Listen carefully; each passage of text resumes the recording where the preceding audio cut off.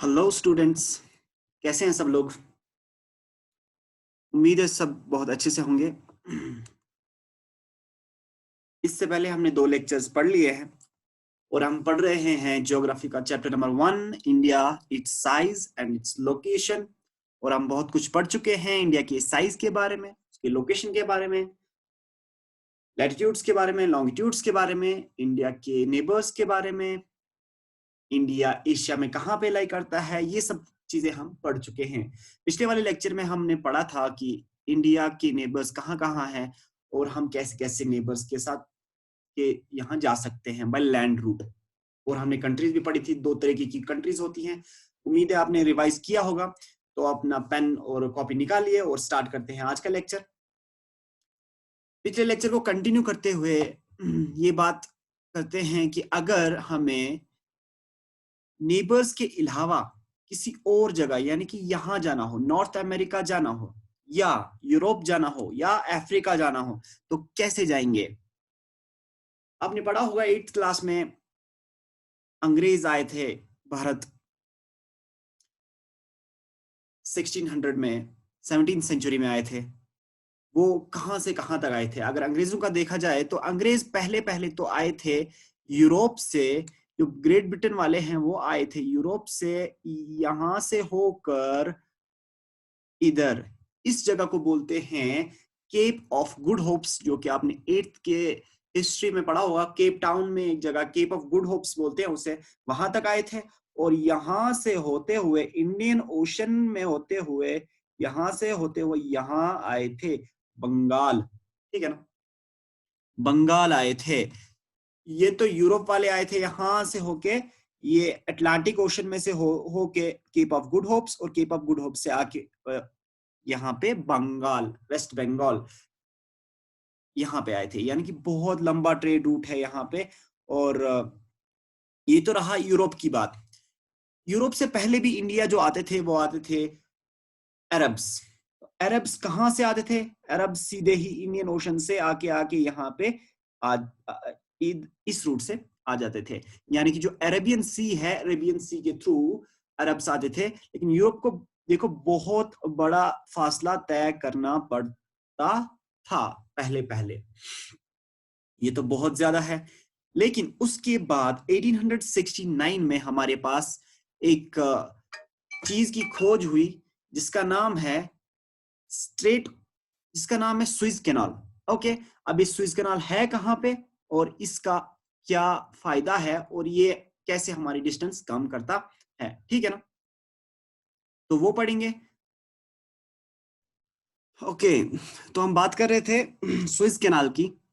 Swiss canal जो है 1869 में जब डिस्कवर हुआ तो उससे क्या फायदा हुआ और इतना क्या कितना डिस्टेंस कम हुआ। कहा जाता है कि 7000 किलोमीटर जो है वो कम हुआ स्विस कैनाल के आने से। ये स्विस कैनाल है कहाँ पे, ये भी आपको बता देते हैं। स्विस कैनाल जो है यहाँ पे इस मैप में आपको नहीं दिखेगा, अगले वाले मैप में दिखा देते हैं। स्विस कैनाल से अगर हमें जाना है इंडिया से यूरोप, ठीक है ना, ये वाला मैप आप देखिए। ठीक है, ये इंडिया है, ठीक, ये इंडिया है और ये है इंडिया है, ये ईरान है, ये इराक है, यहाँ पे मेडिटेरेनियन सी है। और यहाँ कहीं जो मैप में नहीं आया है, यहाँ पे है यूरोप, ठीक है ना।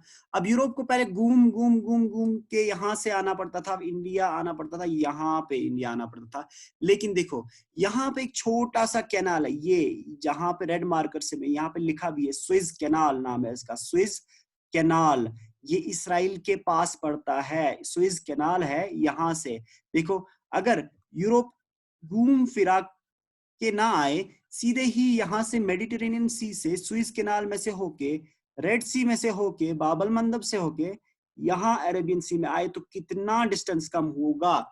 7000 किलोमीटर कम होता है सिर्फ स्विस कैनाल से आने से। तो एक कैनाल हमारे पास बहुत काम के होते हैं, तो इस चीज को नोट कीजिएगा आपके अपने मैप में, अपनी बुक में, कि स्विस कैनाल है कहाँ पे। बहुत इंपॉर्टेंट जगह है स्विस कैनाल, रेड सी से होके मेडिटेरियन सी, और रेड स्विस कैनाल के बाद आती है रेड सी। यानी स्विस कैनाल जो है वो कनेक्ट करता है मेडिटेरेनियन सी को और रेड सी को।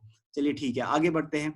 आपके बुक में एक और चीज दे रखी है जिसका नाम है जिसका नाम, अगर फॉर एग्जाम्पल आपको इंडिया से अब जाना है इंडोनेशिया, कैसे जाएंगे? इंडिया से इंडोनेशिया बहुत सारे तरीके सर। एक तो यहां से घूम फिरा के आप यहाँ यहाँ यहाँ यहाँ फिर घूम फिरा के इंडोनेशिया चले जाएंगे, ठीक है, ऐसे भी जा सकते हैं। लेकिन लेकिन इससे कोई शॉर्ट तरीका, बिल्कुल शॉर्ट तरीका भी है। कैसे? वो कैसे जा सकते हैं? अगर इंडिया से होके इस लाइन को फॉलो कीजिए, ये मुंबई पोर्ट से लेके ये लाइन को फॉलो करके यहां से और ये बीच में से जाए, तो ये बहुत आसान तरीका होगा। ये जो बीच में जो जगह है, ये बीच वाली जगह सर, ये बीच वाली जगह, इसको क्या कहते हैं? इसको मलक्कन स्ट्रेट कहते हैं। Okay, Malaccan strait, strait of Malacca, strait of Malacca, MALACCA, Malacca. याद रखना ये बात, ये स्ट्रेट ऑफ मलक्का कहलाता है, ठीक है। ये बहुत इंपॉर्टेंट है, ये स्ट्रेट ऑफ मलक्का ज्योग्राफी में बहुत बहुत ही ज्यादा इंपॉर्टेंट है, हर जगह आपको मिलेगा, ठीक है ना। और स्ट्रेट ऑफ मलक्का है कहाँ पे? स्टेट ऑफ मलक्का लाई करता है इंडोनेशिया और ये सिंगापुर के बीचों बीच, या मलेशिया, यहाँ पे मलेशिया के नीचे सिंगापुर, और यहाँ जहां पे मैं रेड दिखा रहा हूं ये इंडोनेशिया है, ठीक है। स्टेट ऑफ मलक्का आप याद रख लीजिए, स्टेट ऑफ मलक्का है यहाँ पे। और हमने दूसरी चीज जो पढ़ी वो स्विस कैनाल पढ़ी, ठीक है ना। अब सर स्ट्रेट क्या होता है? स्ट्रेट एक ऐसी वाटर बॉडी होती है, एक ऐसी वाटर बॉडी जो दो बड़ी वाटर बॉडीज को कनेक्ट करती है, ठीक है ना, जो बहुत दो बड़ी वाटर बॉडीज को कनेक्ट करती है, ऐसी वाटर बॉडी को हम बोलते हैं स्ट्रेट। देखो जैसे ये बहुत छोटी वाटर बॉडी है और यहां से आपका इंडियन ओशन यानी बे ऑफ बंगाल, और यहां से इंडोनेशिया का सी, इन दो को कनेक्ट करता है स्ट्रेट। ऐसे हमारे पास बहुत सारे स्ट्रेट्स होते हैं जो दो वाटर बॉडीज को कनेक्ट करते हैं, ठीक है ना। आगे चल के आप पढ़ेंगे जो जो स्टेट आप पढ़ेंगे तो ये बहुत इंपॉर्टेंट है, ये आप याद रख लीजिए। ये जो चॉकलेट कलर से दिखाया हुआ है ये ए रूट्स हैं, ये जो है ये डॉटेड से ये सी रूट्स है, बहुत सारे सी रूट्स है, बहुत सारे स्ट्रेट्स है हमारे पास, ठीक है ना। वो आगे चल के हम पढ़ेंगे जब हम आगे आगे बढ़ेंगे, यहाँ पे सिर्फ आपको यही जानने की जरूरत थी। अब आगे चलते हैं, इंडिया के नेबर्स देख लिए, इंडिया के इंटरनेशनल पार्टनर्स देख लिए, ठीक है ना। अब इंडिया जो है, इंडिया एक बहुत बड़ी कंट्री है, लेकिन अगर साइज के हिसाब से देखा जाए तो इंडिया जो है, इंडिया है सेवेंथ लार्जेस्ट, इंडिया जो है वो है सेवेंथ लार्जेस्ट। अच्छा सर, सेवेंथ लार्जेस्ट है तो सबसे बड़ा लार्जेस्ट कौन होगा? सबसे बड़ा लार्जेस्ट जो है वो है ये एशिया है। एशिया के ऊपर जो लाई करता है इधर, इधर सर ध्यान रखना, ये ऊपर ये यहाँ पे रशिया लाई करता है, ठीक है ना। रशिया तो पहले नंबर पर है रशिया, ठीक है ना, ये रशिया याद रखना। दूसरे नंबर पे कनाडा। अब कनाडा है कहाँ पे? ये नॉर्थ अमेरिका है। नॉर्थ अमेरिका पूरा का पूरा इधर नहीं है, तकरीबन इधर तक है, और इसके ऊपर जो लाई करता है वो है कनाडा। और उसके बाद यूएसए, यूएसए इधर लाई करता है कनाडा के नीचे। और उसके बाद चाइना, चाइना सबको तकरीबन पता होगा, ये चाइना, ठीक है, चाइना। उसके बाद ब्राजील, ब्राजील कहाँ पे लाई करता है सर? ब्राजील यहाँ पे साउथ अमेरिका में एक जगह है उसका नाम है ब्राजील, जहाँ के जंगल बहुत मशहूर हैं जिनका नाम है अमेज़न जंगल, ठीक है ना। तकरीबन यहाँ पे ब्राजील, ब्राजील होगा यहाँ पे, ठीक है ना, ब्राजील। उसके बाद है ऑस्ट्रेलिया, ऑस्ट्रेलिया छठे नंबर पर, और सातवें नंबर पर इंडिया। तो India seventh largest land mass है, पहले पे रशिया, फिर कनाडा, फिर नॉर्थ अमेरिका, फिर ब्राजील, फिर ऑस्ट्रेलिया, फिर इंडिया, ठीक है ना।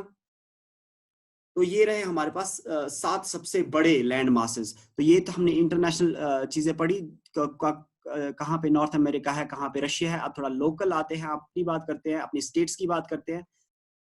हमारी स्टेट जो थी अब स्टेट नहीं रही, वो है जम्मू एंड कश्मीर, ठीक है ना। जम्मू एंड कश्मीर की बात करते हैं। जम्मू एंड कश्मीर की साइज की बात अगर हम करें तो जम्मू एंड कश्मीर कहाँ लाई करता है सर? सबको पता होगा जम्मू एंड कश्मीर कहाँ लाई करता है, सबसे टॉप पे, इंडिया का ताज कहलाता है जम्मू एंड कश्मीर। तो जम्मू एंड कश्मीर का टोटल साइज देखा जाए तो वो है 2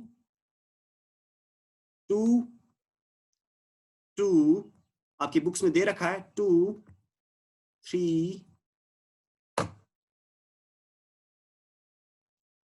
6 स्क्वायर किलोमीटर। 22236 स्क्वायर किलोमीटर आपके बुक्स में दे रखा है, आप वहां से देख लेना। ये इसका साइज है, इसका एरिया है, जम्मू एंड कश्मीर का एरिया है। लेकिन लेकिन लेकिन एक बात जानने के लायक है यहाँ पे, ये सिर्फ इतना नहीं है जम्मू कश्मीर, यानी कि सिर्फ वो जम्मू कश्मीर नहीं है जो आप देखते हैं जहां पे आप रहते हैं।